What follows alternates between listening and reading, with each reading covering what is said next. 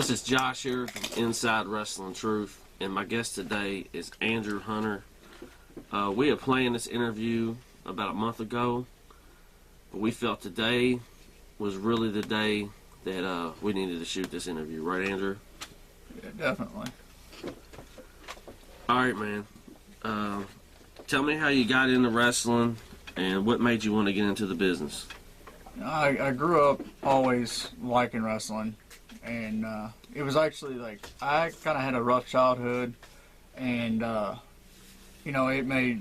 was kind of like my escape for a long time from any kind of troubles I had, and that actually stemmed into my adulthood. So it was something that I just couldn't get away from, and basically I got trained by a guy in North Carolina. I don't want to put his name out there because like he didn't do what he promised, and my work suffered from that in the beginning. And then I got around people who were more experienced, and I've been helped by so many people to make me better.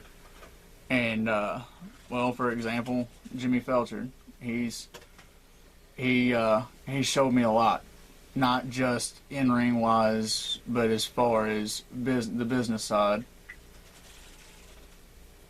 And I mean, there's several people to credit for helping me out. Like Mickey Knuckles is another big one that's, especially here lately, who's kind of been, hey, you need to do this, you need to do that, you're doing this wrong, you're doing this right. So, but I mean, there's too many people to name. Tell us about your time in the WWA, how you got your start, and what led you to leave there. Well, my training in North Carolina was cut kind of short because I blew my knee out, and a lot of stuff happened personally after that kept me away from wrestling, because shortly after I had my knee surgery and everything, I got married, and then when I was like, all right, my knee's healed, I'm going to start wrestling again, found out I was going to be a dad, and then it continued on to after that, and then finally my son's mom left me, and left me with my son for 2 or 3 months, and she come back and got him. And again, what I was talking about earlier, where wrestling was always my escape, I started looking on how to get into wrestling in Kentucky, because I knew there was a licensing system and a commission, and I got my license. I was actually going to originally work for the Maddox brothers at UCW, and that didn't work out because they just stopped running shows. And that's when I met Chris Waddell and the guys from WWA, and they gave me a shot. They was like, here, come down, we got this, we got that. You know, we come in and done the Defiance angle, and it was like me and Logan Abel, Benny Smalls, Brett Taylor, Michael Caden, and I think the other guy was Jeremy Dreamer. We went in and done this big, like, kind of an invasion type deal. And, but yeah, that's how I got into the WWA. And from there, man, I had a pretty good run in WWA. It was just, a lot of it I felt like, you know, I was soliciting a reaction. And I don't think I was ever designed. By design, I wasn't intended to get over. I was just intended to be there. And I did. And I think that's when things really started to go downhill, because, again, it wasn't by design. What's your thoughts on Chris Waddell running for mayor? All right, Chris is actually a really smart guy. And this is something it's not something he just decided to do yesterday. As long as I've known Chris, he's talked about it. Because, and from talking to him, he has good ideas. He has a good plan. I would like to see him succeed in it, because I feel like as a person, as a human being, I think he could help that city. So, kudos to him for that. Tell us how you got your start in CCW. Well, everything went down with the WWA, and which ended in my departure.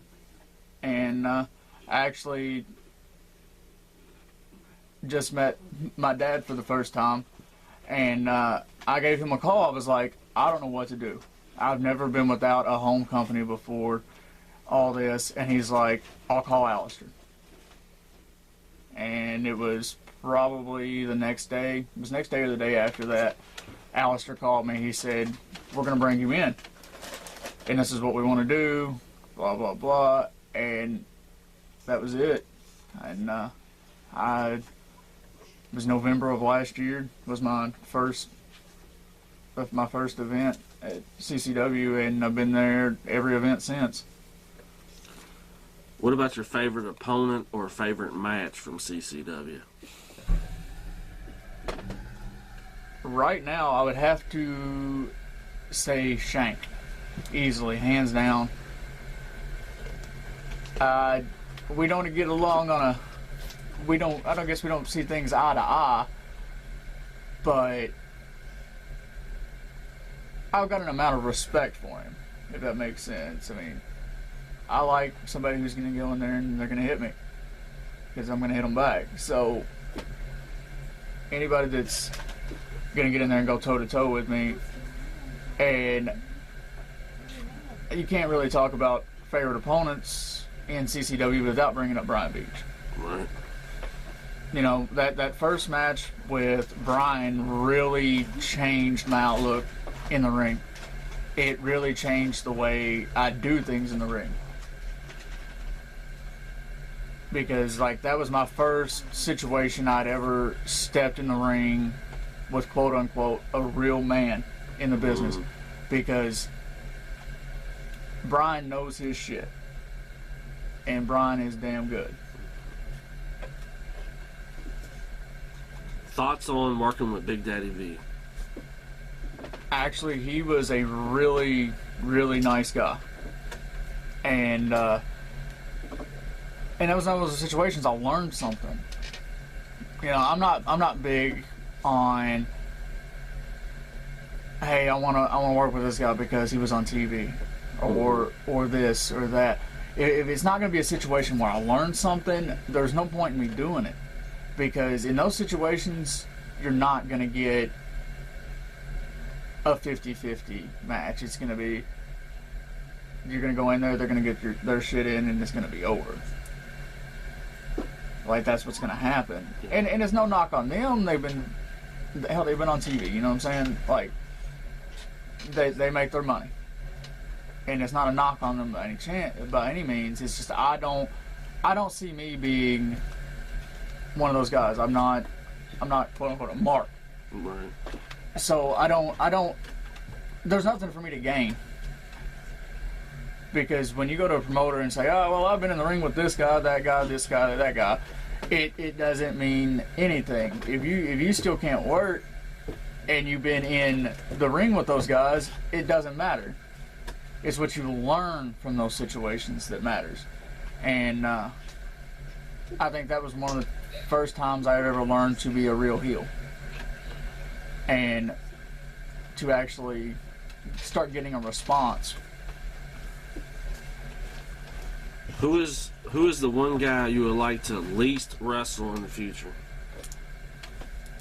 Nick Depp. Easily. You know, me and Nick used to be really close. We used to be best friends. And I can say that with full confidence. Me and Nick used to be best friends. We used to travel together, everything, and just things have changed with Nick here lately. Do I hate Nick with a passion? No. It's just I really don't want to wrestle Nick anymore. When you wrestle the same god everywhere for a year and a half, you're like, I don't really want to wrestle him anymore. Just kind of got burned out on it. Right. What's been your worst injury? When I blew my knee out, easily, because I had my ACL repaired and I have no cartilage in my right knee at all. So, like, my knee pops out on its own in the middle of matches and I have to pop it back in. What about your craziest match? I think it would have to be the street fight between me and Shank. We were everywhere. We were outside. We were in the balcony, in the crowd, in the ring, on the stage. It went everywhere. Who inspires you every day, and where did the Fearville Werewolf idea come from? All right. As far as my everyday inspiration, would have to be my dad. When I'm about to do something stupid, he's usually the voice of reason. Sometimes in some situations, I don't listen, but I guess that's part of being young and dumb. And it's not an excuse, it's just everybody makes mistakes, and he's there to tell me, see, I told you, should have listened. And in situations where I have listened to him, it's paid off. Let's talk. Go ahead. So I guess my lesson in that, from just listening to myself talk there, I should probably listen to him more often. Yeah. What about your bloodiest match? My bloodiest match would definitely be the dog collar match with, again, Shank at CCW.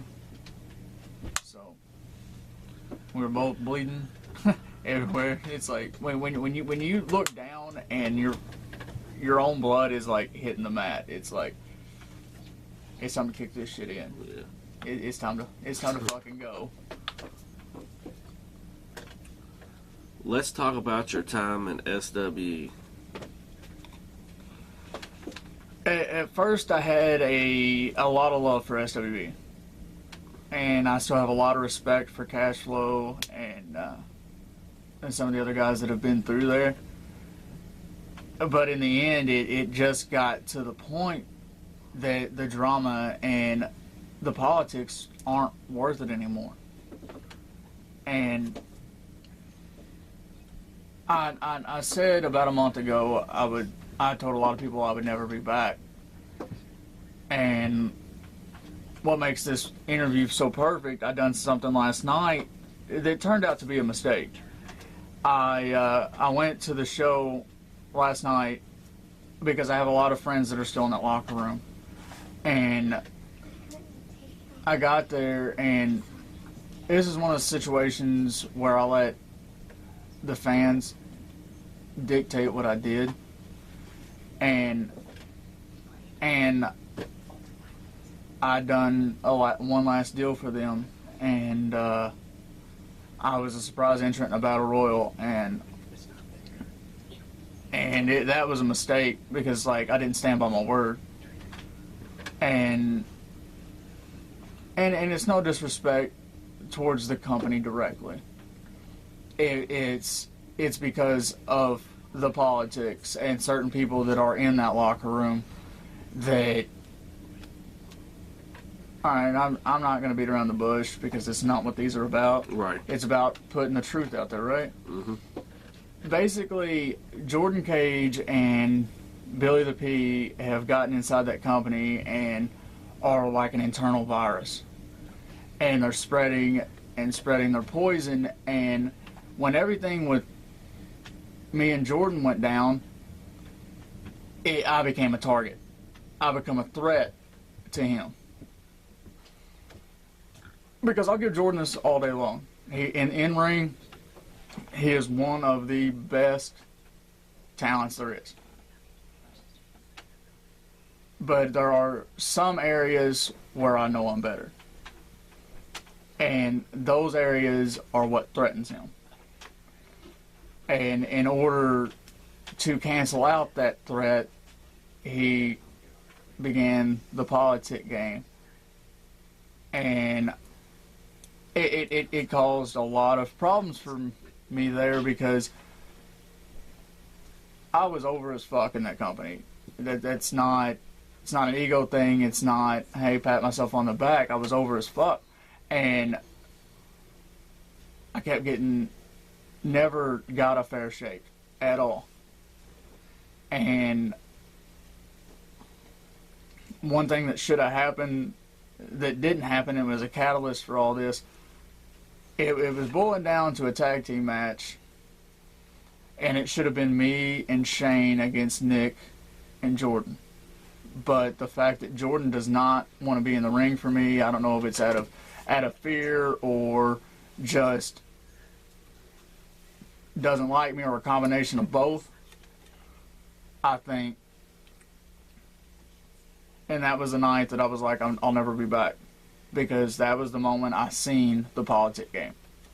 Everybody had told me, hey, you're getting fucked, you're getting fucked, you're getting fucked. And I didn't listen. So do you want to kind of give your overall thoughts on Jordan Cage and explain your guys' history? Well, back the beginning of last year, or this year actually, what the fuck am I thinking? It's still 2014. Back to the beginning of this year, I was homeless. Pretty much, essentially that's what it was. I had nowhere to live. I was sleeping on my buddy's couch, and You couldn't live here, that's for sure. no. Dad come got me, and that was the plan originally, and well, that lasted one night, and it went to hell in a handbasket. And we were all pretty close at the time, and Jordan was like, you know what, I don't really know the kid, he can come live here. And at first things were great. You know, me and Jordan got along, and then personal conflicts got in the way, like personality-wise. And contrary to most people's beliefs, I did have a job, and I did contribute. But it was always, it come to be more, I felt like I was being treated like a second-class citizen in a place I should be calling my home. And he was supposed to be helping me get on my feet, and I could never get ahead, and we come to words on that several times, and it just boiled down to the weekend of the J.C. Bailey show. Some stuff was said to him that I'd said or something, and I don't even know the full story on that. And he called me, and he was like, dude, well, that's fucked up. And I said, well, I'm moving out. I was like, I'm not going to deal with you.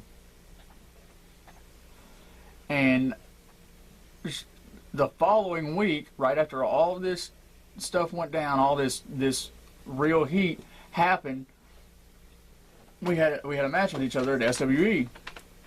Everybody tried to warn him, it's not a good idea, it's not a good idea, it's a really bad idea, this shit could get bad real quick. And to pull the curtain back a little bit, we seen each other before the match, and we was like, we're both going to be professional about this, let's go out there and get it over with, this is it, we don't have to worry about it again. Anyway, we went out there, we done the match, we were both professional, we did our job. After the match, however, Jordan gets on the microphone and is about to say some shit that's not true and just completely degrade me, so I stand up. Him not really knowing what to do, he gets on the mic and he says that you are a fucking disgrace to the wrestling business, and I will never be in the ring with you again. And walked out. But keep in mind, this is a family show. It's a show where people bring their kids, and for him to get down there and say those type of things in front of people was a blatant disrespect towards me. And for that to have been allowed to go on, I should have realized then what I was dealing with. And I should have left SWE at that point. And I didn't. And I made a mistake. And I think it was more one of those things that I was over, and I was like, eventually they're not going to have a choice. And pretty much now, like, in the foreseeable future, I don't see things ever getting better between me and Jordan. Was he kind of angry that you moved? Yeah, like when I moved out, like he was furious, and I don't understand the reason. Like because it was like the plan was never for me to stay there, to live there. It was to get on my own feet. But I moved to Shepherdsville from Lexington, and somebody helped me out in the beginning. You know, helped me get a good job and everything. And I think part of Jordan's problem was, I think his pride was hurt because he wasn't able to say, hey, I done this. I helped him stand on his own 2 feet. I think his pride was hurt in that situation. And I don't knock him for everything because in the beginning, like I said, in the beginning everything was cool. He was helping me. You know, we were going to the gym together. You know, we watched matches and stuff, and he explained why they did what they did when they did it. And I learned, but it just got to the point as a man, outside of wrestling, I felt like a second-class citizen, and I couldn't do that to myself. All right, we've talked about Jordan enough, but who are your friends and enemies in the business? As far as friends in the business, I would have to talk about Jimmy Felcher right off the bat. He has helped me out tremendously. Like I said, not just wrestling-wise, but more so the business side, because the key word in wrestling business is business. Right. Mickey Knuckles, Kerry Awful, Nick Iggy, Shane Mercer. You know, I have a lot of respect for Shane, and he is definitely one of the strongest men I've ever been in the ring with. And Jay, Johnny Long, yeah, whatever you want to call him. He's all these people have helped me, have been there when I didn't know what the hell I was doing. You know, yeah, I could do some flashy moves, and I can. They're molding me into becoming something better. Right. And there's some other people I can't name on camera, but I got a message here on my phone. It's about SW one more time. okay. It's from William Cinnamon. He wants me to ask you why after your fans put their necks out to defend you over SWE, why did you, it says he went back out with him apologizing for their treatment of him and the Fear Nation fans. Well, that was a situation that happened last night. You know, I went to the show because I have friends in the locker room. And while I was there, fans had seen me.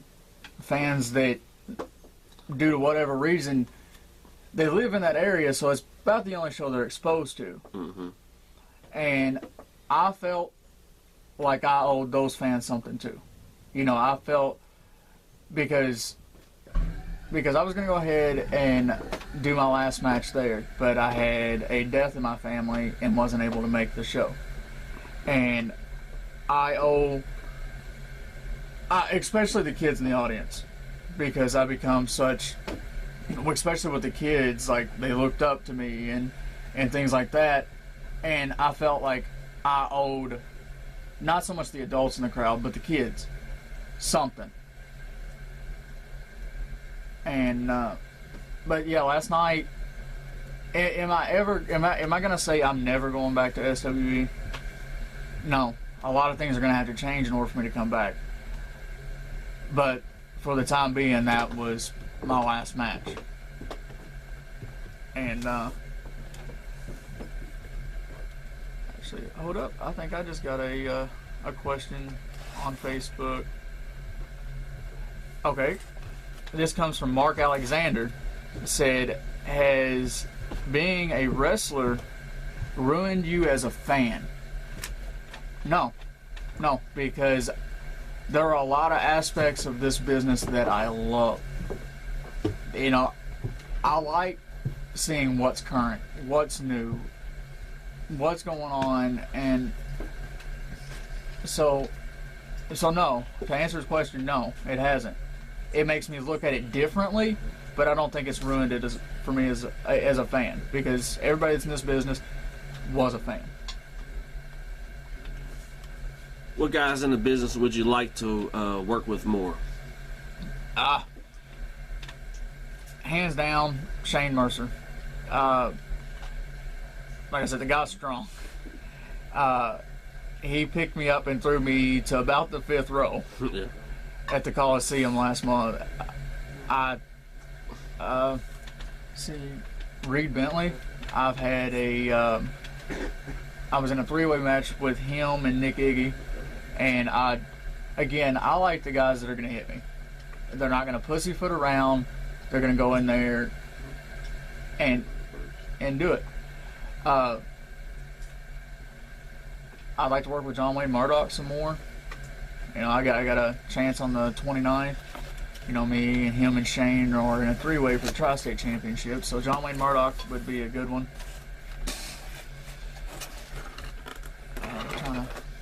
I'm trying to really think, because I don't want to really leave anybody out. Kerry Awful. I would love to do some stuff with Kerry Awful. Because again, he's one of those guys that don't pussyfoot around. You know, one day out of a competition aspect, I would like to work with Mickey. You know, and I'm open to work with anybody. You know, at least once. So, but as far as right off the top of my head, that's what I got as far as people I really want to work with more. All right, next we're going to do the name game deal. I'm going to give you a name, and you just tell me how you feel about them. And the first one is Lennox Norris. Lennox, very, very intelligent. He knows this wrestling deal in and out. Outside of wrestling, very intelligent. I've had some great matches with Lennox. I actually got to work with Lennox a lot this summer, and working for different promoters and stuff. Like at SWE, we've had some good matches, and working for Terry England over the summer, doing a lot of fair shows. I got to work with Lennox a lot. I would like to work with Lennox some more, but he's very intelligent. All right, Cash Flow. I have a lot of respect for Cash, because I've said this before on different interviews and stuff that I've done. Cash, when I was first really trying to get out on the indie scene, especially in Kentucky, Cash was the first guy to be like, "Hey, come here." You know, for whatever reason it was, he was still the guy that was like, "Here, I'll give you a shot." So for that, I do have a lot of respect for Cash.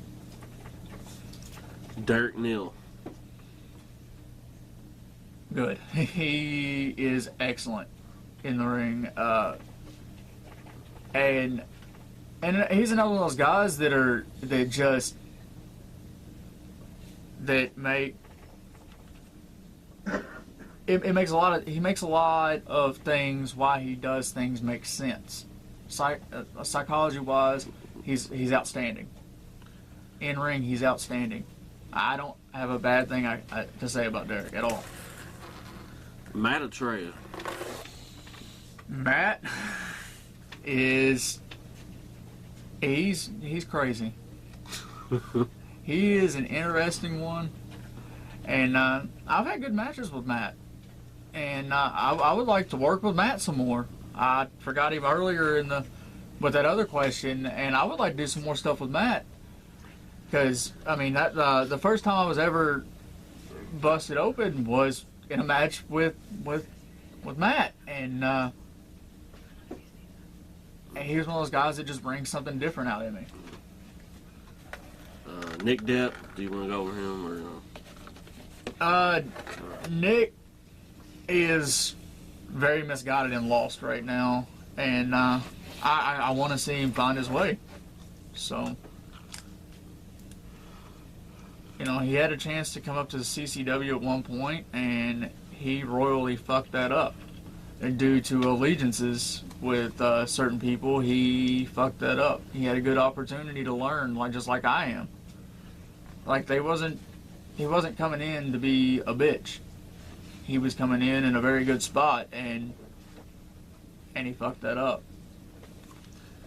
Alistair Fear. You know, I mentioned it earlier when I left OWA and I had nowhere to go. Alistair's been very helpful as well. And when I had nowhere to go, he was like, come up here. Come to CCW. We'll do some stuff with you. And I don't think him, me, or anybody else realized, maybe other than the old man, that what that would become. Brian Beach. Probably the one guy in this business that I respect the most, because, like I said earlier, I had that first match with Brian and it completely changed my outlook. Billy Black. Billy is, he's a special breed. I would love to work with Billy.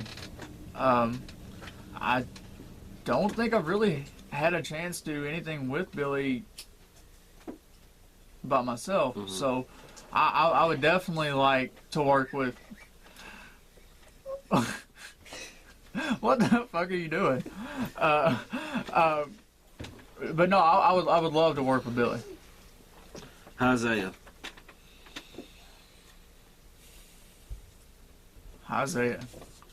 I don't know Isaiah that well. Okay. But I would love to be in a match with Isaiah. And the last one is Jimmy Felcher. Jimmy's another one of them guys. He's been there for me. And through all of my bullshit, you know, at times I know I piss him off. But at the end of the day, I know Jimmy's got my best interest in mind. He's not one of those guys, a lot like Dad. He says, this is probably a bad idea, but Jimmy being my friend, I'm like, you know what? I'm going to do this. He may not like it, but in certain situations, much like what happened last night, I should have listened. And back on that incident that happened last night, all I can do for now is apologize and show that I know it was a mistake. Not just because everybody's mad at me, because right after everything happened, I didn't talk to anybody in the locker room. I got dressed and left because it just felt tainted. It felt wrong. It's something that's been eating at me all day. What do you feel is the biggest difference between Indiana and Kentucky wrestling? Kentucky wrestling has become very tainted for me, because in Kentucky you have every promotion I've ever worked for in Kentucky feels like a good old boys club.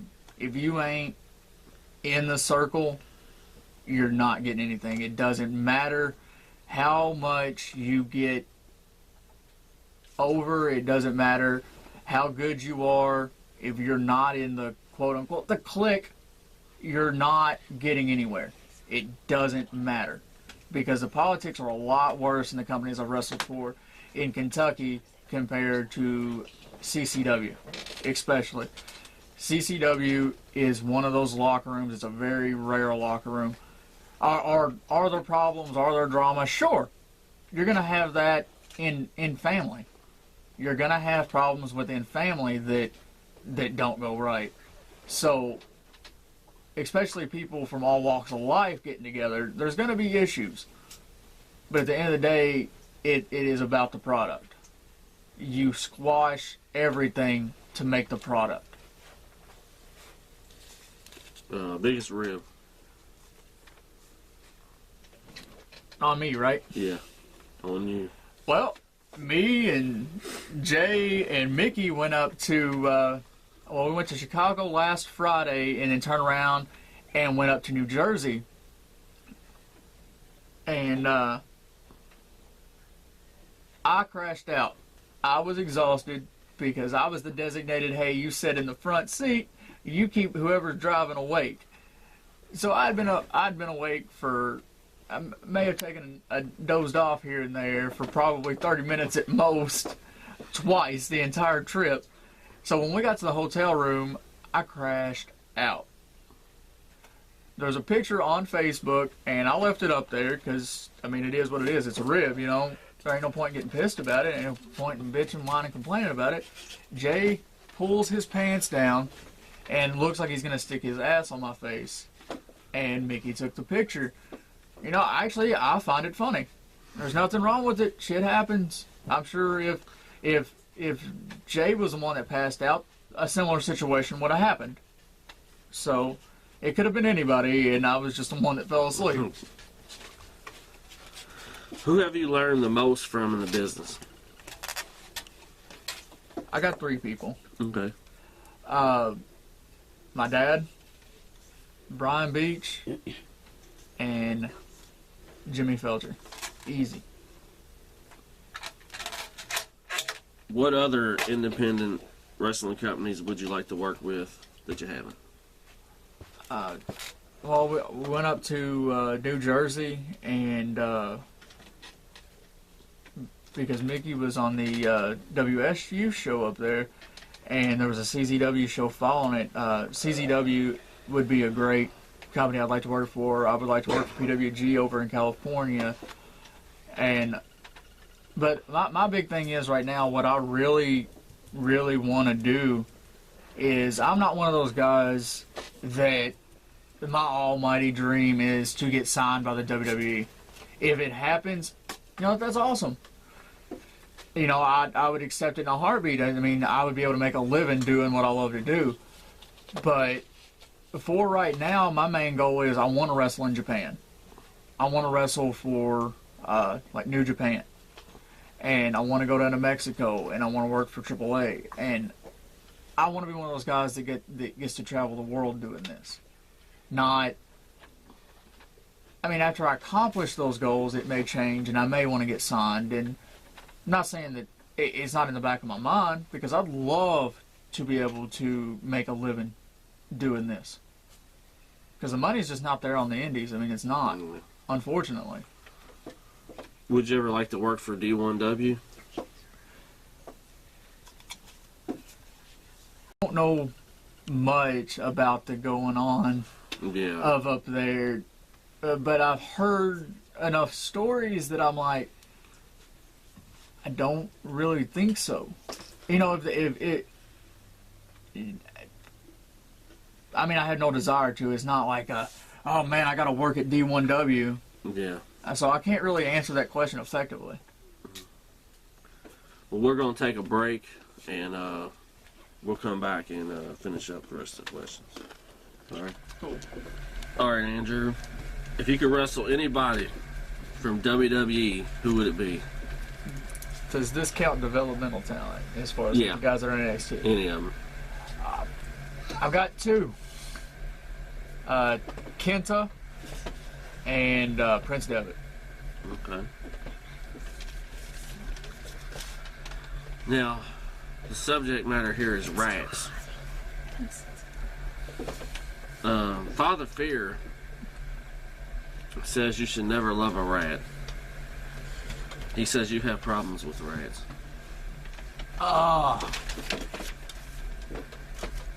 Yeah.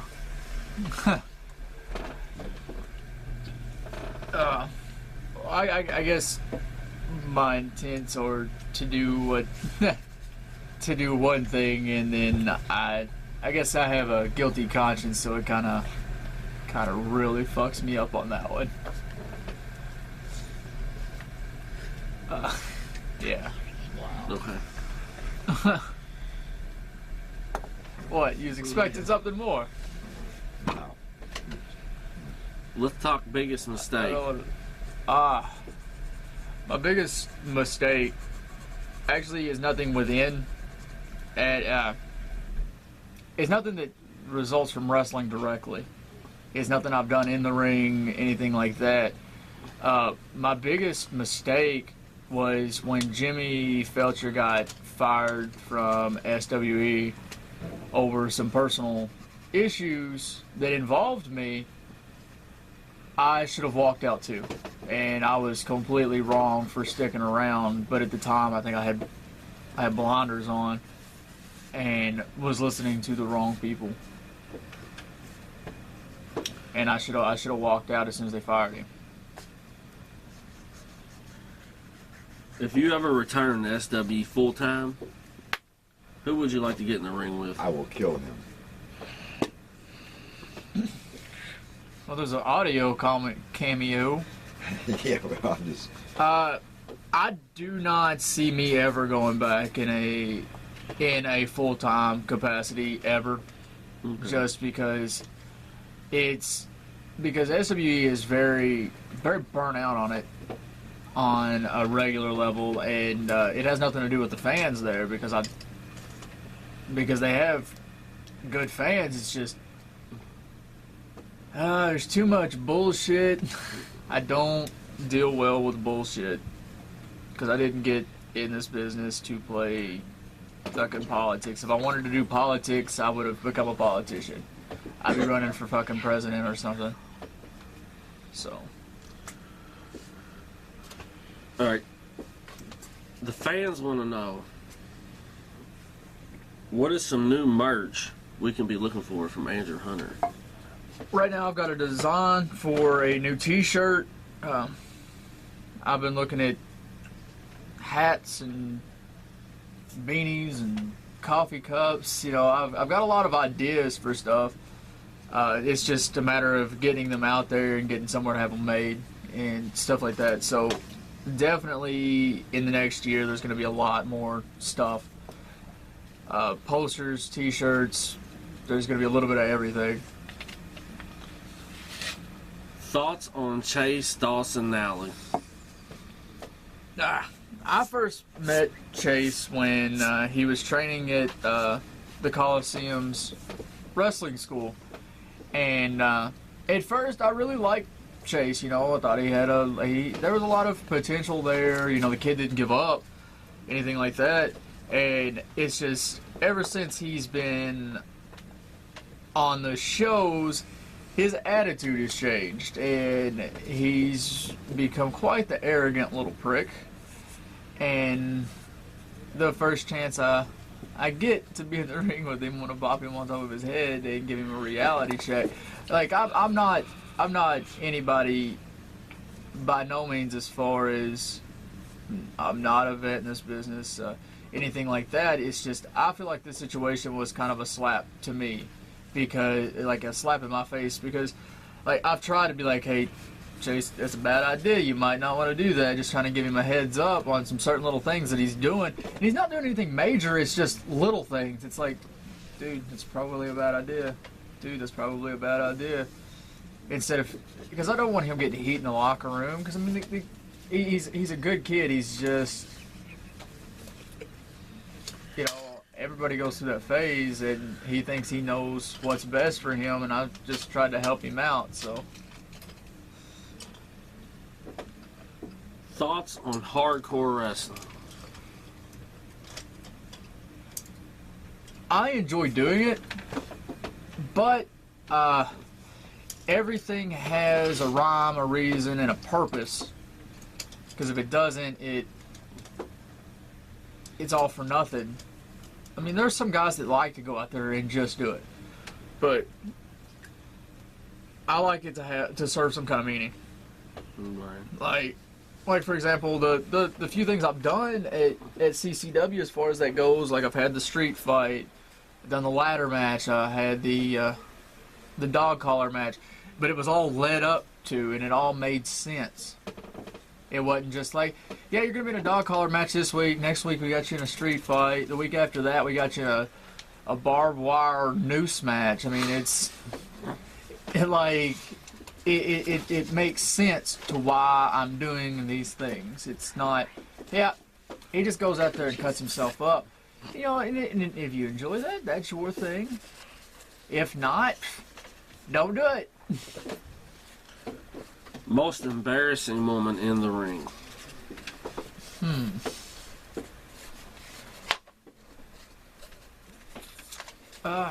Well, there was one time at CCW specifically, I went to do a springboard and I slipped off the top rope and ate shit on the rampway. Got that good old "you fucked up" chant. I just laid there a second, healed my pride. I was like, this fucking sucks. So I just laid there for a minute. Everybody's like, he broke his neck. No, it hurt like a son of a bitch, but I didn't get up at first because I was like, man, this fucking sucks. That was embarrassing. I don't know, like, I've done so many fucking springboards and it's like a natural movement for me to slip. It's like, that fucking sucked. Okay, we got another question, and this one's from Machete Head. He wants to know about the how the Fearville werewolf come about. Well, I'm not going to try to bullshit people and be like, oh, I'm a real werewolf. No, that's not what it is. It's more of an attitude. Like, when I get in the ring, like, there's like this transformation that happens. You like, get hairy? No. Just thought I'd ask. No, like, it's like a transformation, and it actually stems from something Dad told me. He said, like, they're like, when I'm in the ring, like, certain things will happen and my facial expression will completely transform. Like this light, like a light switch comes on, and I'm a completely different animal. Yeah, animal. Market demand. Okay, let's talk about your ladder match at the J.C. Bailey tournament. You know, the for the tri-state title. It was you, Shank, Chad Rockman, and Aiden Blackwood. Yeah. That match went to shit straight from the get-go, and not in a bad way. It just become complete fucking chaos because the referee goes up there, puts the belt on the light where it was hung from, and leaves the biggest fucking ladder in the middle of the ring.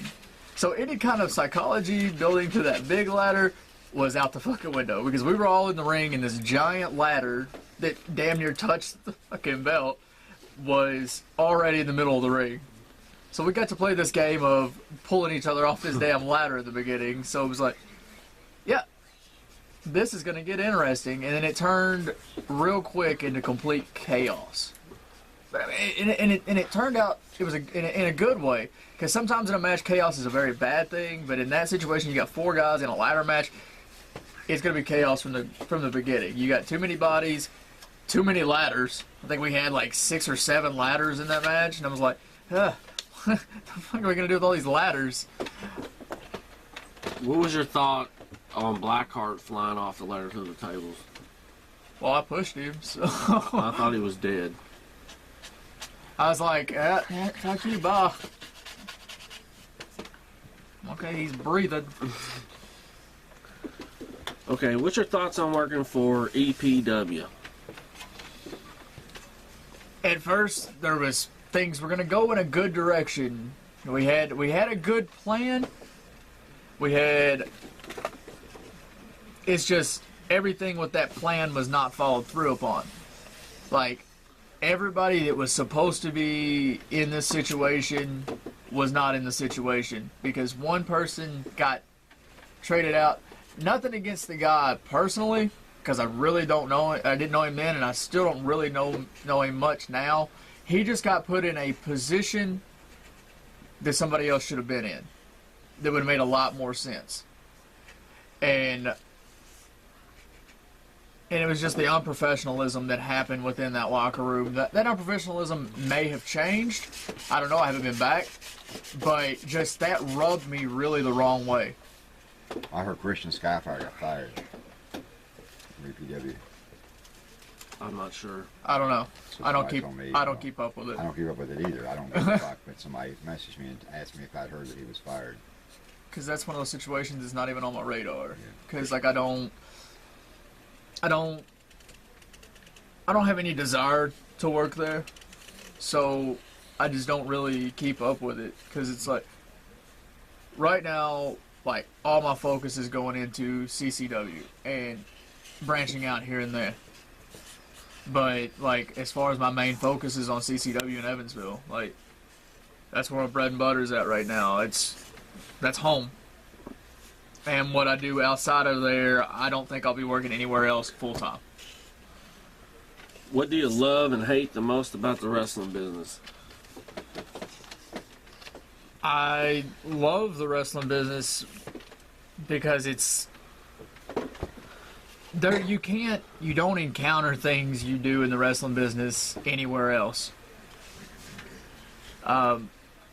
Most people hate the travel.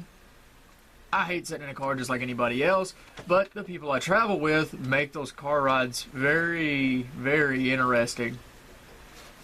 And so there's definitely a lot of interesting situations that happen. But what I hate the most, man, I hate the politics. I hate having to listen to people get stabbed in the back and being stabbed in the back myself. It sucks because, like, if you aren't in the clique in a lot of situations, you're never going to get ahead. It doesn't matter what you do, no matter how hard you work, it's not going to happen. And there are promotions out there that the politics happen everywhere. It is what it is. But it's not as bad in some situations. It's not as upfront. It's not, here, I'm just going to fucking bury you because I don't like you said this. Because at the end of the day, it's about making money. It's not about, I'm friends with this guy, so I'm going to protect him. Or I don't like that guy, so I'm going to bury him. If the motherfucker makes you money, use him. Use him to the fullest. I don't give a fuck if... I ain't saying that. But I don't care if he killed your dog yesterday. If that dude puts asses in seats, that dude needs to be utilized. Right. Not because, oh, he made me mad. So I don't care how much the fans like him. I don't care how many people buy his stuff, how much of a presence he has. Motherfucker ain't getting shit. And that was kind of the situation where I left certain places. So yeah, politics is definitely one thing that makes me hate this. Okay, favorite pro wrestling moment as a fan?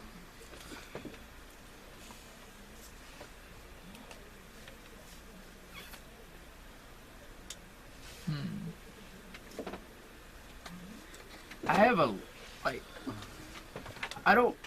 it's weird because I don't feel like I have a favorite moment. Especially because like I'm kind of weird in that aspect because I didn't watch WWE or WCW growing up. I didn't have cable. Yeah. So and a lot of my friends were a few years older than me that and they really liked wrestling too. So a lot of what I watched is they had a bunch of Japanese wrestling tapes. So I watched a lot of Japanese wrestling. So I didn't really understand what was going on. I didn't know about a lot of these moments until a few years later. And so I guess I'm really weird in that aspect. So What are the main goals you want to accomplish in the wrestling business? for right now, I just want to branch out and become somebody known as somebody that can draw, a proven commodity. And from there, I want to go to Japan and want to wrestle in Mexico and Europe, and I just want to wrestle all over the world. And maybe eventually, you know, one day it might happen. I might get the offer to get signed. But right now, that's not even on my radar. That's not what I'm worried about. I'm just worried about getting better. Is there anything else you'd like to add on to this interview? Let me see if I got any interesting questions from anybody else.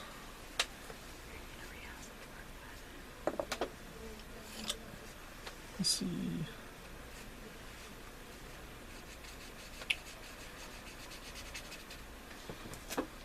Don't think I have anything.